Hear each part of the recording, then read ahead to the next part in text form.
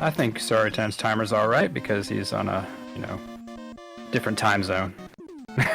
Being in Japan, that's gonna screw with the clock. Of course, I'm kidding. So they are both bright first runners. So we are gonna see. So it's not gonna cause that bit of issues where we're trying to like figure out who's really ahead at the beginning. So we'll see what's going on.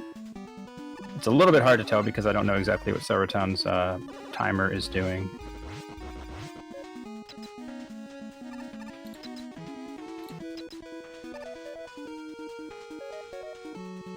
I believe I've lost Stunt's audio. Nope, I'm here. Okay, I'm just making sure you're still here because you're being quiet. Okay, so the runners are making their way through Bright. There's not much to do. You're just riding the grasshoppers and you're bustering through what you need to buster through. There are different strats to get through this, but when you don't have any other weapons at your disposal because it's your first robot stage, you're just going to buster all the way through. And these grasshoppers or crickets or whatever you want to call them too, this is your first taste of the RNG in this game. You want them to get the big hop. Of course, I know that I find myself getting the small hops often a lot, but a lot of times you use the damage boost off those bullets to slide across the spikes and get to the grasshoppers a little bit quicker. And also to manage some of the lag that is into this game with that section of the game. Yeah, they're starting with these rolling platforms now. These were really scary as a kid, but running on them, they're not too bad. Because once you learn that you can't actually walk off them until they stop, you just hold right the whole time and you're fine. Yeah. That is a nice touch that they have on here. Just kind of like the platforms in Pharaoh where you can slide. As long as you slide once, you'll just stop at the end. Okay. So the trick here with Brightman is within the first 4 shots, you're going to want to do 3 charges and 1 lemon, and then charge the rest of the way. The order does not matter as long as you do that sequence 3 and 1 in the first 4 shots. If not, it'll freeze because you will find yourself at 16, 8, and 4, and that's where Brightman starts to lock you up. But both had really good fights there. Okay. And it looks like we have a bit of a time save on the right due to finding a magic pixel. That saves about, 50 frames to a second for each stage that you do it on. It saves more time in dive stage because you jump really slow if you don't find it because of the water. So off to Pharaoh Man. This is the scariest part of the run in a marathon situation because there's a jump you have to make to get to the balloon, and if you don't make it, there's no turning back to get the balloon. You're going to do the rest of the race without the balloons, and so not only does that lose time, it just the strats are even harder in my opinion to get through rather quickly. You're going to want the balloon. Yeah, and especially in Cossack, the balloon comes in handy. And luckily, we won't have to worry about no balloons because they both made the jump. And there's the balloon get for Soren. Kreble right behind him.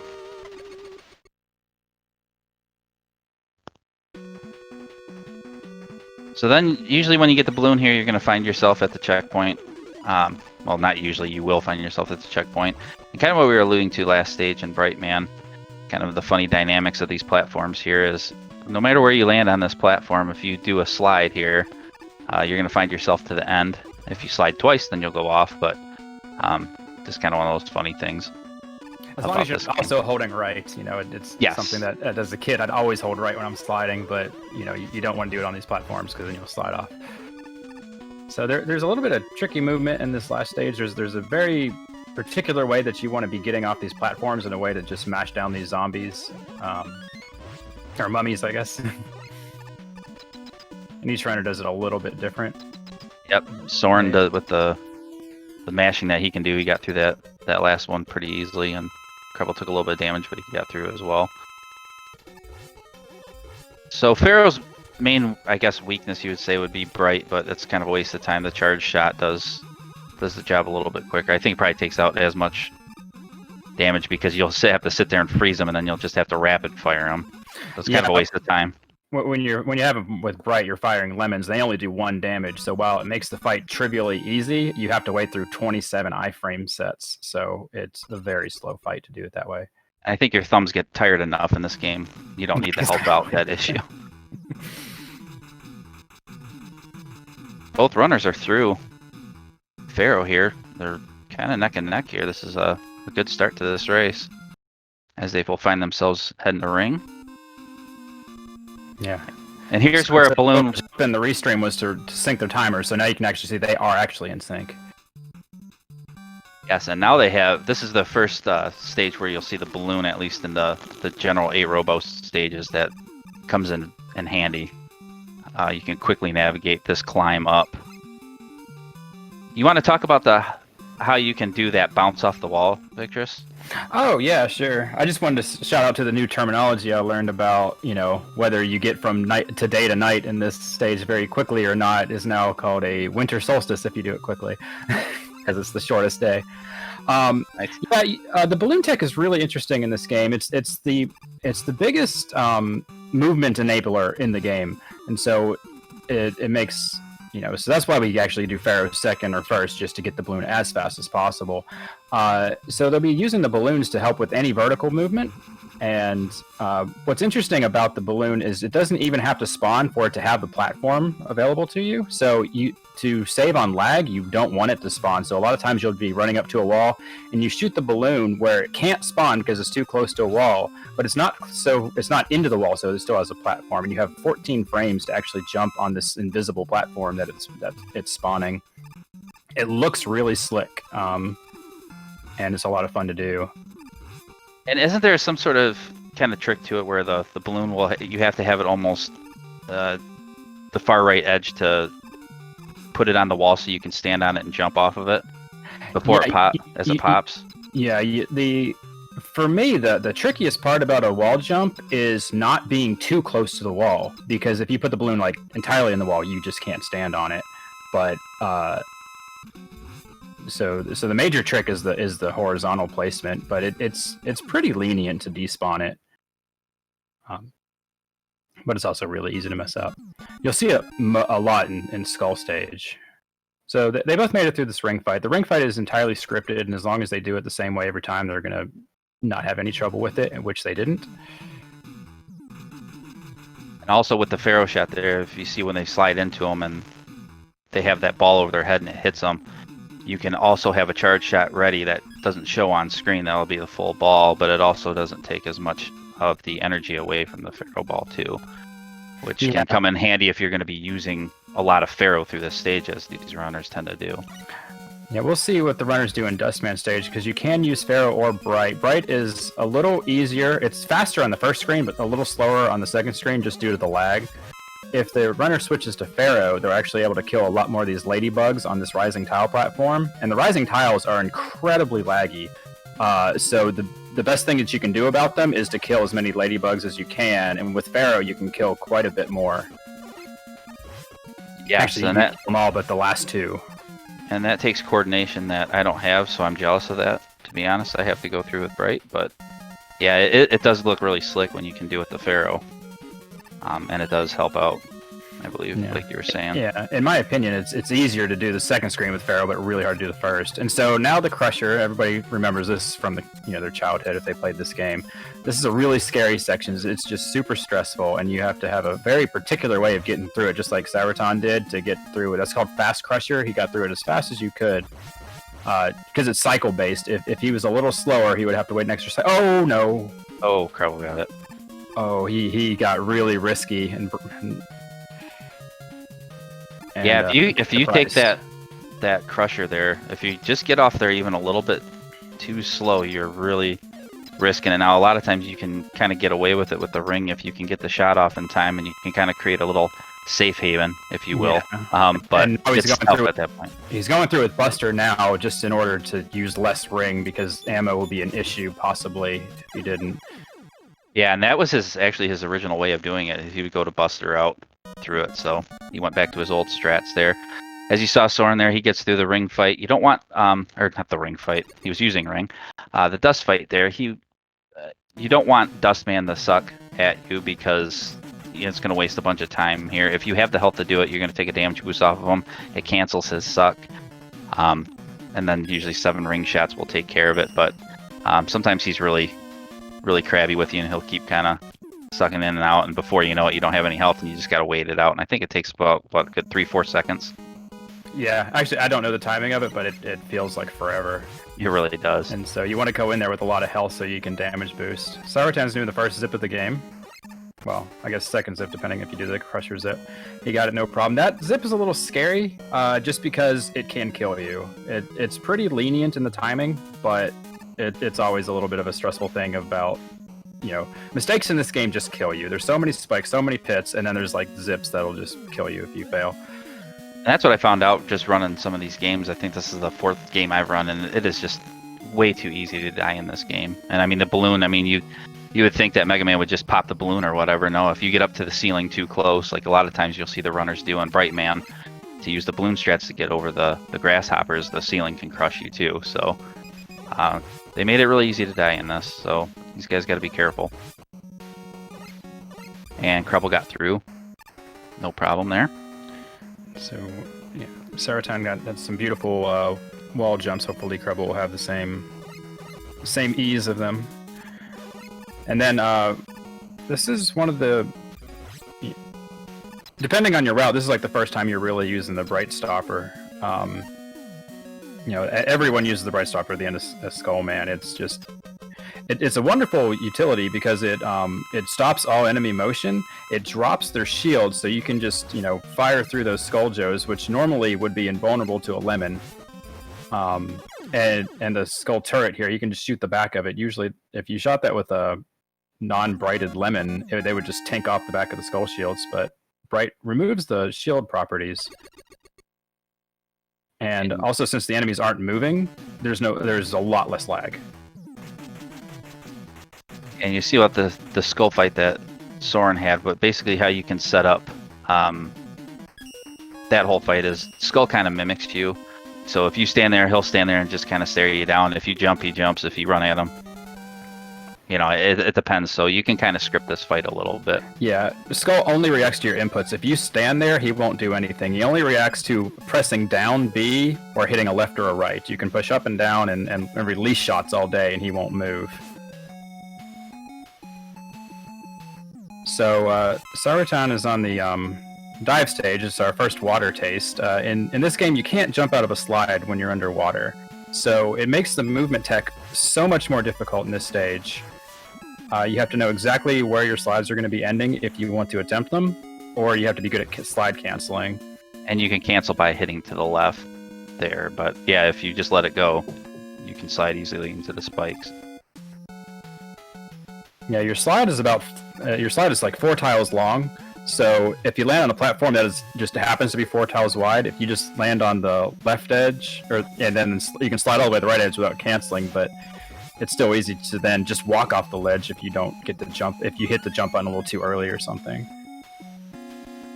And so these whales are fun to mash down. They take 14 shots, and so they're a good measure of a runner's mashing abilities.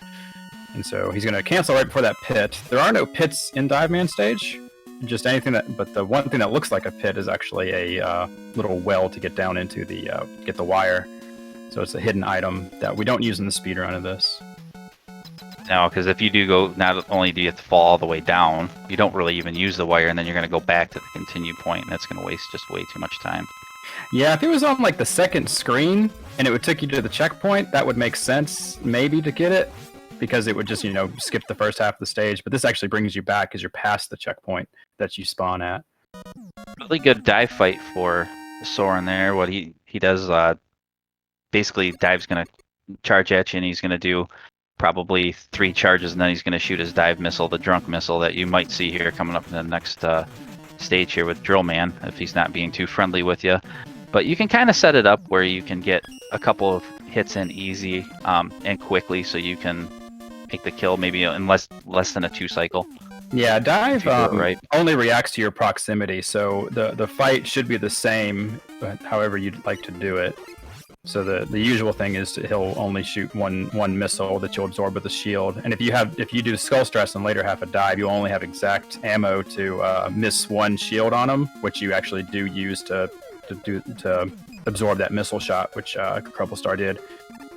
And he's going to go for an animation skip, and he missed it. Sorantyan missed it as well. If you're on the exact X pixel that you would walk to, you do a little skip of your jump animation. But if you're on the exact X and Y pixel when the fanfare starts, those little orbs just swirl around. It saves a good 1.5 seconds. Now, I'm pathetic at trying to get that little skip there. But I heard, and I don't know if this is a tail or something, but does it have to do with the bubble being on the screen too? Yeah, the fanfare won't start when any of the like death orbs from the Robot Master is on screen, or any of your breath bubbles. So the visual cue for that is your breath bubble, because one's gonna leave the screen at a very particular time after all the little robot death orbs go. So that's the visual cue to get that skip. Soren there scared me on that last jump over that pit there with that little flying doohickey. I don't even know what his name is, but sometimes if you hit that, you'll bounce off into the pit there. So I'm glad he missed it. Yeah, this is another stage where you see the bright, the power of the bright weapon. It's actually important to note that I left off the fact that bright is on like a 5-second timer when you shoot it, but for some reason the timer does not run when you're either in slide animation or your knockback animation. And so what you want to do is you want to chain your slides as tight as possible. Therefore, you're always in the slide animation unless you're jumping. And that'll allow you to get through the screen in one bright flash, but that's incredibly difficult to do. And if you mess up your movement, it's actually better just to kind of wait to know when your stopper is going to end, so you don't have to try to do that jump and risk it just running out in the middle of the jump. Because if it runs out in the middle of the jump, that little flying guy can smack you back into the pit very easily. And Toad stage is another stage where you're going to see a lot of bright stopper, like the whole stage. First thing you do is switch to bright stopper, and then the last thing you'd like to do is switch to the boss weakness. If you go through this stage without bright stopper, it's a good tell to see how much lag that you get just due to all of these enemies flying at you. It's now that they're sitting still, like there's almost no lag. The slide chaining is so much easier when there's no lag, because then the slides last the same amount of time each time. This room is really scary because just like you can't jump out of a slide underwater, any of these downward moving waterfalls, if your sprite is overlapping one of those, you can't jump out of your slide either. So there are certain pits that you can't slide to the edge of and jump out. Thank you, Chalny.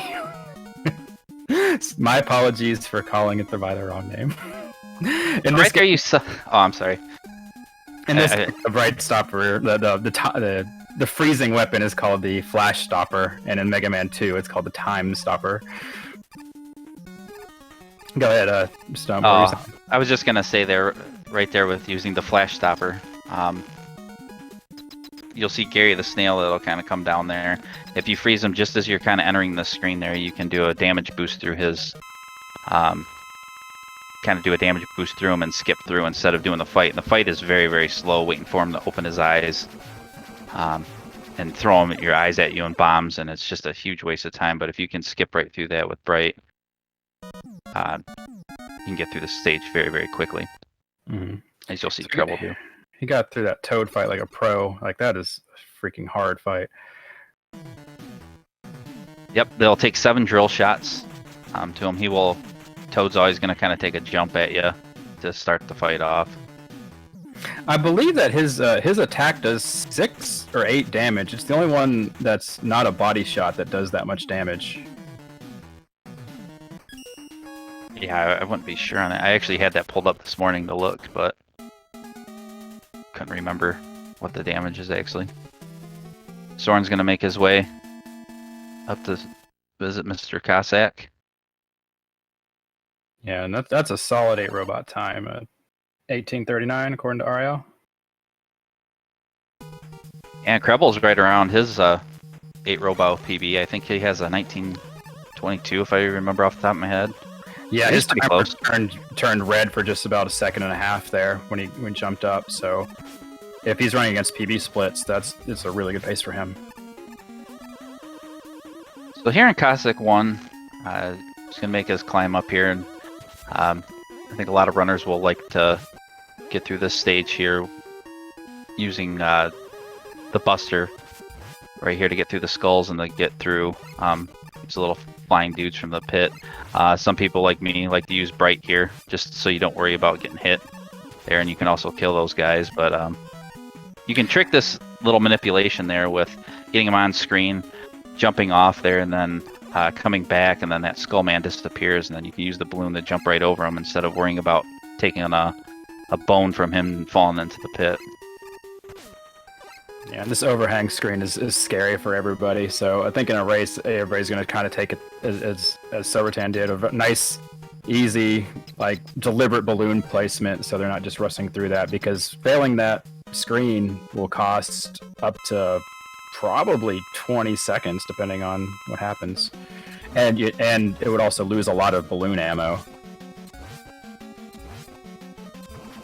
Very good moth fight. Yeah, the moth fight is a little tricky because he can very easily veer up and out of a range where you can actually do damage to him, because your ring only is the damage box for a ring is only 1 pixel, and so you're just trying to shoot that center pixel of the ring into that already tiny. Oh, Creble fell. Ooh, is he okay? But he stayed alive, yeah.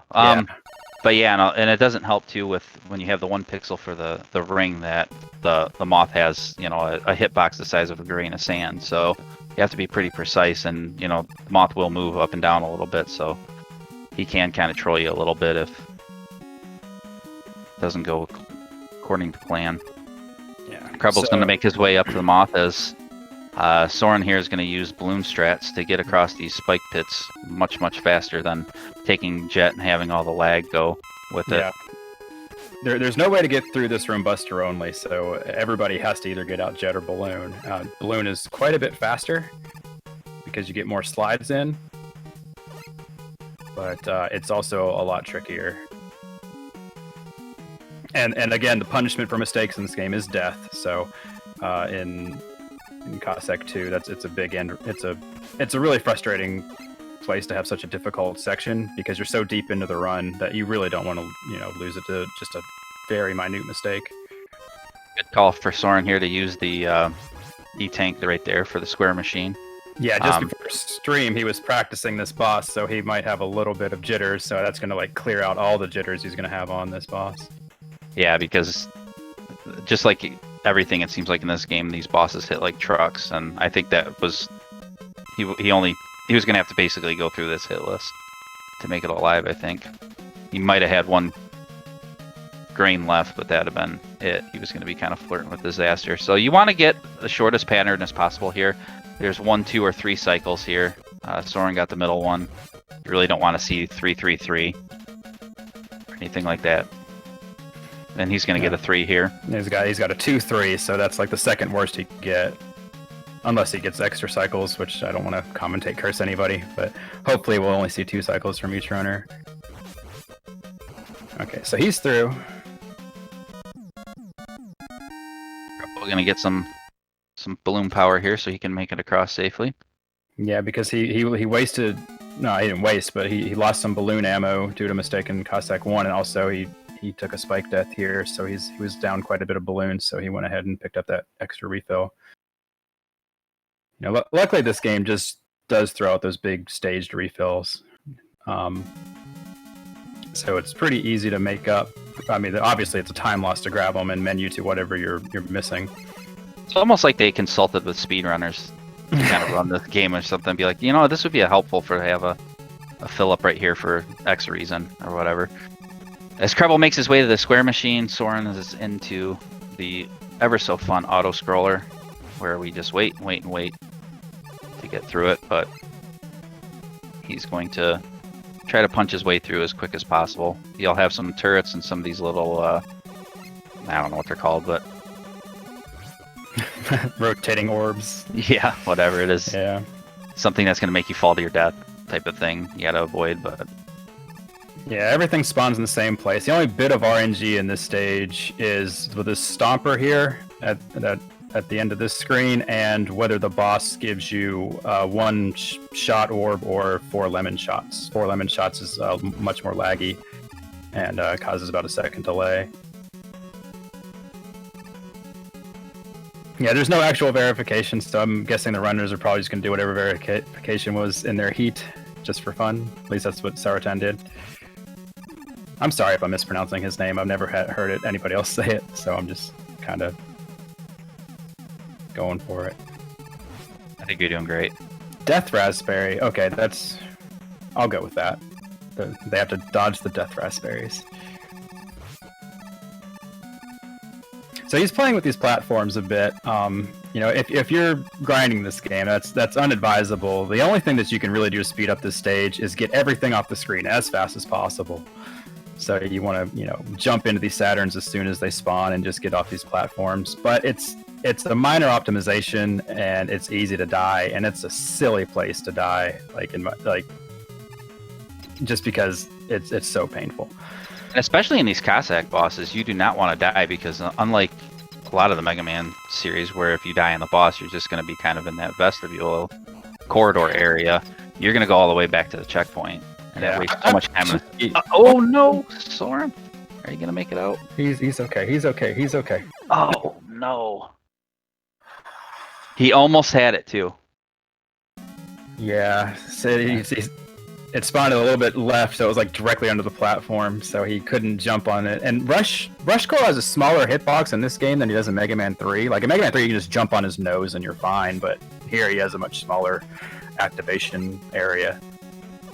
While Kreble wasn't too far behind, this is going to kind of open the door for him a little bit to get back into it here. Yeah, like you were saying just before that mistake, the Cossack deaths are really bad because they don't have corridor checkpoints.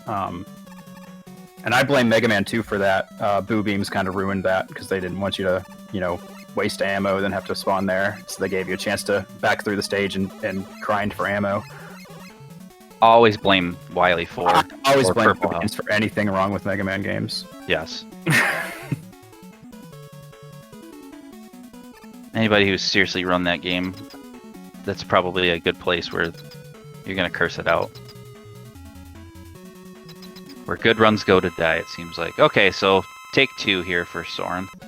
This also puts his Pharaoh ammo at a bit of a, you know, a loss. And so he's probably going to pick up some ammo in the end of, at the very beginning of the next stage, because they have some staged pickups. But that was a really good fight. He killed the second phase right at the top, which is what you want to see. You get a little bit of extra lag just because he didn't shoot it with a diagonal shot, and so the orb was on screen longer, but that's a minor thing to worry about. Looks like he missed a charge shot on that, so he had to verify, change his pattern a bit. But he got the good RNG. Alright, pretty decent fight. He missed the double twin shot, but no big deal. Yep, and just like you said, Soren's going to pick up that health there because he was low. And ready to rush Marine just to get him in the game. He probably felt excluded, so that's why he did that. Soren is kind of like that. He does think of everything. He doesn't want rush Marine. No exclusion for ever getting selected. Yeah. So he's going to do this little coil jump. So this is the quickest E-Tank to pick up that's staged if you wanted to get an E-Tank in this game. But at least when I was starting out, I would always want an E-Tank for the square machine. So I would just, you know, try to get one before the square machine. After this, I would feel pretty confident that I could get through without an E-Tank. I still always have to grab that freebie right there in Cossack 1 to the left as you start the stage. Just because I feel like I can't leave that one behind. It's right there. It's free, but yeah, that's pretty interesting. I didn't know that was the faster one to get of the two.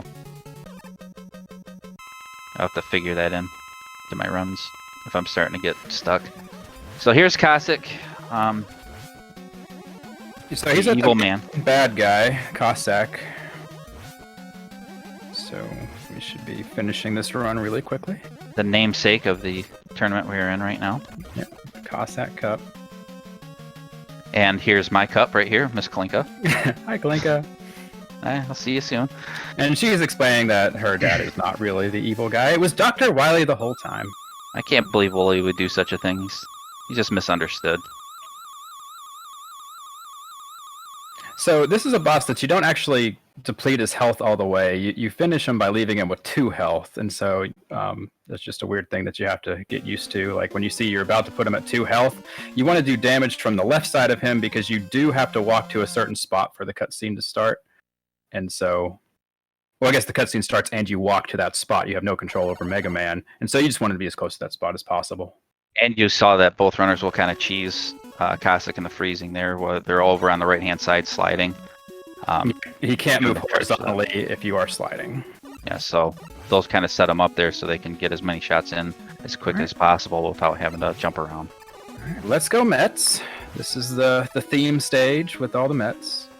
The movement's quite technical, especially in this room, to get all these shots in right when you have to know right when to release all your shots in order to get optimal movement here.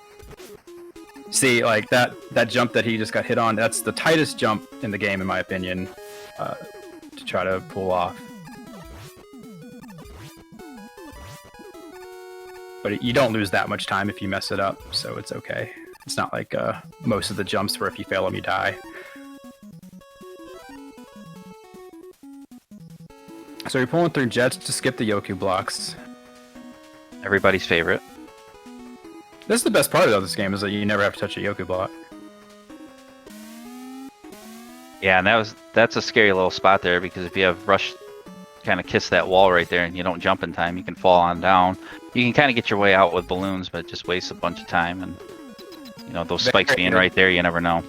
Very good top room there. Those Mets at the top room take three shots, and it's really hard because you actually have to hit the button 4 times because you have to spawn Rush and then shoot them 4 times. And you have to do them at very particular points in your slide for them to just open up and you to die before a bullet gets shot. So this is another bit of RNG here. He can either be open for long enough that you can barely get in 4 shots or get in 6 shots. And so you have to get 1 long open in the first 3 cycles in order to 3-cycle them. And that was a nice 3-cycle he had there. He did great with that.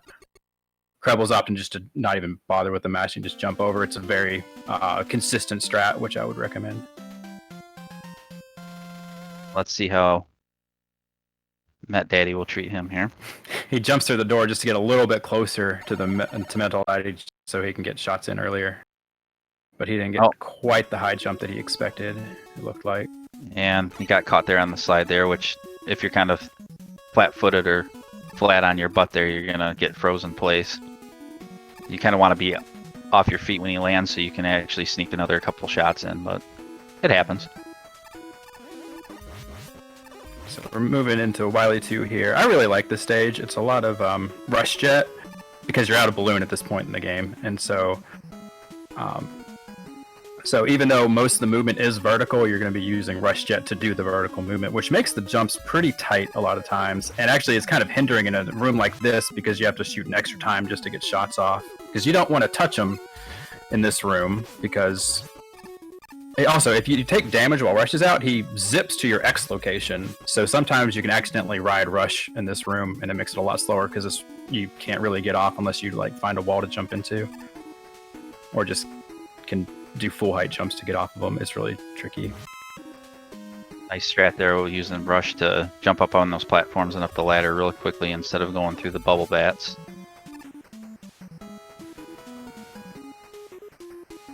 Alright, so here he's actually going to do a weapon swap from Rush, and not to the boss weakness, but to actually Rain Flush.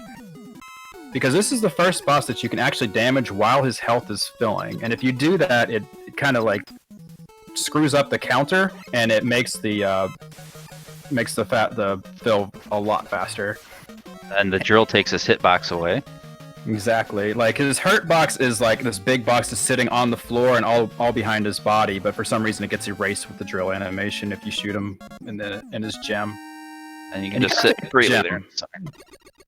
We've seen runners miss the gem and then not realize why they died while they're standing in his hurt box.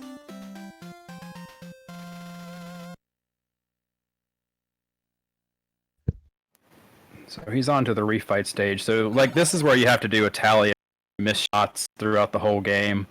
or throughout the whole Cossack Wily stages to know which weapon fills that you need to get. So he only needs the one big one for ring, and then there's a couple of little staged ones down here that he's gonna probably menu just to dust, because I think he filled up on Pharaoh because he messed up the fight earlier, and filled in Cossack 4. Oh no, I didn't see what happened to Creble, but I was actually refreshing my screen, so I missed it too. Well, he took a death to Taco Trash, but I didn't see exactly where he got off his rhythm for the fight. I know you got to kind of be careful if you're going to jump up on that ledge there. If you're a little bit too far over, you'll take damage from him there as you're trying to get the drill in. And then it seems like for whatever reason, at least for me, that if I do that, then I kind of get out of rhythm, and then he ends up just taking me out. Yeah. So. Siberian Bull is telling me that he missed the drill shot because of the commentator curse and didn't realize the hurt box did not disappear. Well, you know, I mean, to be fair, I kind of jinxed Soren, so, I mean... I said, don't die before you come to the boss, or at the boss, and then of course he dies. So I guess we had to even it up. So in this game, you have to really focus on your weapon swaps because they're much slower than the first 3 games, because the menu takes a lot longer. So you're minimizing your weapon swaps. So you go ahead and fight Pharaoh with Dust, and then just carry that over to Skull, and then you fight Dive Man with Skull Shield. Just because he's basically the next boss over, so it minimizes the movement. And then next with Bright, you're going to see right here that he's going to want to get 5 hits in, and then use his Toad, so he'll have enough Toad to have one more shot for Drill, who will be the next boss after this. And this kind of acts as the 3-in-1 thing that we talked about earlier with the Buster. Yeah, and CrebleStar is going into Wily 4 with 2 Wily 3 with 2 ring health. Or ring ammo, so he's gonna have to pick up quite a bit more ammo. Yeah, and so Rain Flesh is the next weapon that you carry over from one boss to the other in menu during, because the Dive Miss only does 3 damage to Drill. So if you only shoot him with Drill, he'll have that one tick left over, but you can actually just remove that tick for free at the beginning of this fight. Because for some reason the Rain Flesh damages him even when he's underground. Even though he goes... As soon as he turns upside down, he becomes invulnerable to any weapon. So I don't know. It works. I'm happy with it. On the Toad next here, he's going to quickly dispatch him. Yeah, the only thing to worry about in this fight is the drill explosions are laggy, and sliding for some reason induces lag, so you just don't want to be sliding while the animation's up. And that's about the only optimization besides position that you kill him in. You're not going to want to go through too much Pharaoh here. He's going to have to be careful to use as little as possible. Yeah, unlike the stage fight, you can't buffer the charging orb as his health is refilling due to the hatches. So you have to change your fight for the refight. Just in order to, because you don't get that first big hit in.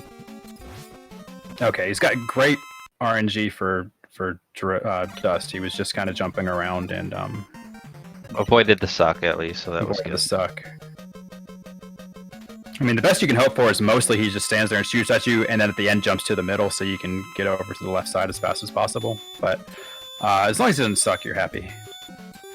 Treble had to use his E-Tank there to get through Skull because he ran out of his dust power. Shoutouts to great sound effects. Oh. Like the Dumb and Dumber movie. You want to hear the most annoying sound in the world? So this is the second boss that you can do damage as the health is filling, because the drill has a 2-phase shot. So he goes ahead and finishes the Skull phase with the first phase of the drill, and the second phase actually damages his hitbox as his health is filling, so you get a fast fill. It saves quite a bit of time because the health fills are so slow in this game. So it looked like Creble hit Bright with only 2 skulls. Is that right? He has to... Okay, no, he did it 3 because he's not getting flashed. You have to hit him an odd number of times. Yeah, usually 3 or 5. The optimally would like 5, but... I don't think he realized he ran out of ammo because he was just kind of hopping around and trying to deploy another one. Okay.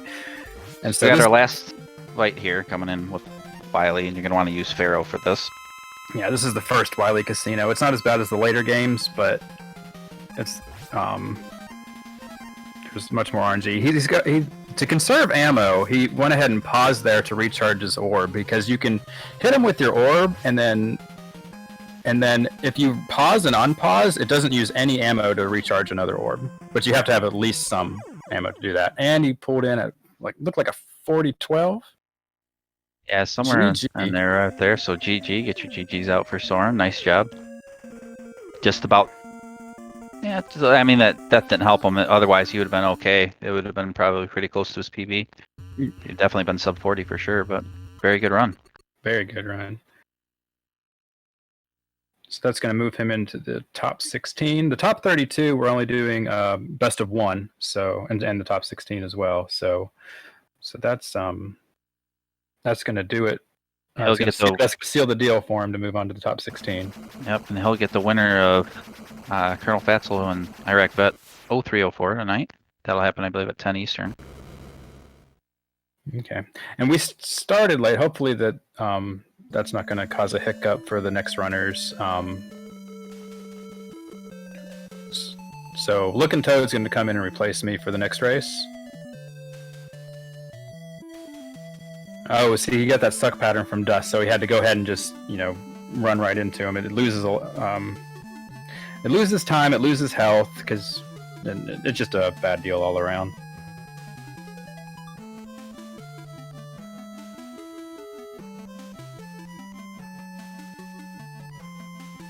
So let's see how he handles this skull machine. He's doing great with it. He's being really cautious not to take any accidental damage here, because he probably will take intentional damage on the second phase. Yeah, that was...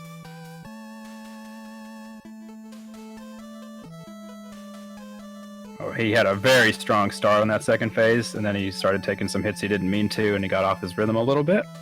Still very good.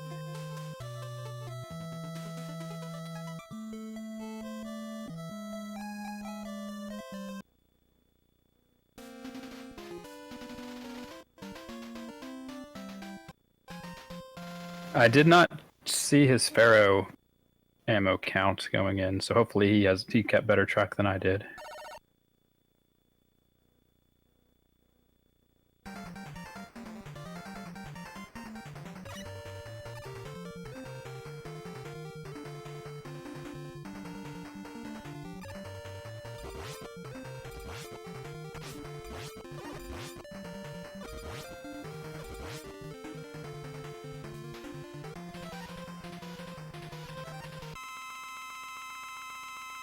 It looks like he has a pretty good amount of health here. As long as he doesn't miss too much, he should be okay. Yeah, he's got plenty of ammo. He should be fine. It's just depending on where he spawns, you get a double hit. Nice double hit.